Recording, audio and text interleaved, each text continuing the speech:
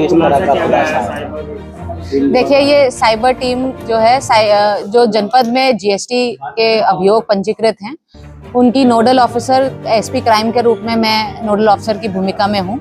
और ये हमारी साइबर टीम ने जो है एक गुड वर्क किया है। इसमें जो है जो मुकदमे पंजीकृत जीएसटी के प्रकरणों में सरकार को आर्थिक रूप से नुकसान पहुंचाना और रॉन्गली आईटी करने का मामला प्रकाश में आया था, जिसको हम लोगों ने टेक्निकली सबूतों को, साक्ष्यों का एकत्रीकरण किया।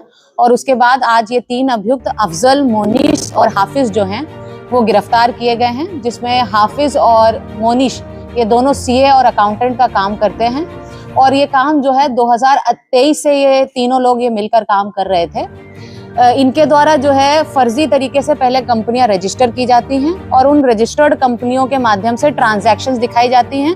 फिर फर्जी तरीके से जीएसटी भरा जाता है और आईटीसी की लायबिलिटीज को सेट ऑफ किया जाता है और क्लेम भी किया जाता है। आईटीसी पास ऑन करके उसे क्लेम भी करते हैं।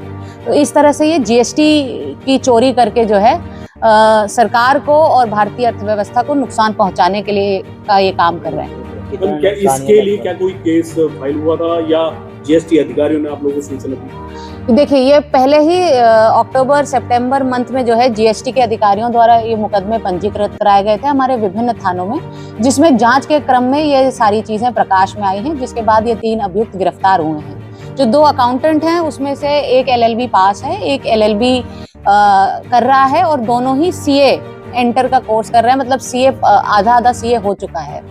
और जो तीसरा अभियुक्त है जो ये सारी फर्मों को क्रिएट करता है, उसका नाम अफजल है, जो 5वीं पास है।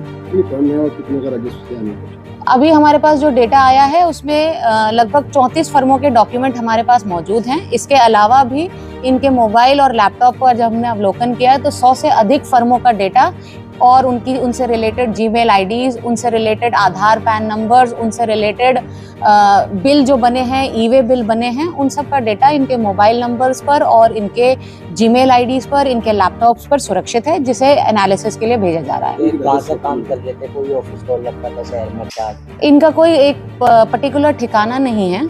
ये लोग अपने अपने घर से ही ये काम करते हैं।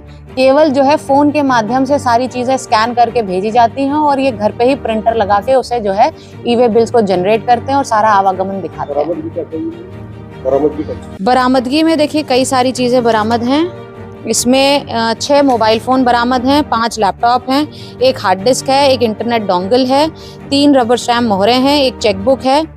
ये डिजिटल सिग्नेचर्स भी जो फाइलिंग के लिए इस्तेमाल होता है, उसके डिजिटल सिग्नेचर्स जो इन्होंने तैयार किए, एक्सेस किए, इसमें 12 अदर डिजिटल सिग्नेचर्स हैं, 2 कीबोर्ड हैं, 2 प्रिंटर्स हैं, 3 लैपटॉप चार्जर्स, आधार कार्ड, पैन कार्ड और सिम कार्ड हैं, 34 जीएसटी फर्मों के प्रपत्र हैं। इसमें मैं एक और बात बता दूं, एक क्रेटा गाड़ी भी बरामद की गई है और जानकारी के अनुसार ये हो रहा है कि अफजल जो है वो कई सारे मकानों का मालिक है और कई गाड़ियों का भी मालिक है, जिस पर समीक्षा चल रही है, जो इसने किसी और के नाम पर खरीद कर जो ये चला रहा है। संपत्ति पर भी कोई? बिल्कुल इनकी संपत्तियों को भी ट्रेल किया जा रहा है और फिर ये संपत्ति जब्तीकरण की कार्रवाई भी कराई जाएगी। टोटल कितने की जीएसटी इन्होंने चोरी की थी? आज के डेटा जो जीएसटी ने हमें उपलब्ध कराया है वो लगभग 42 करोड़ रुपए उन्होंने उपलब्ध कराया, 42 करोड़ प्लस उपलब्ध कराया है।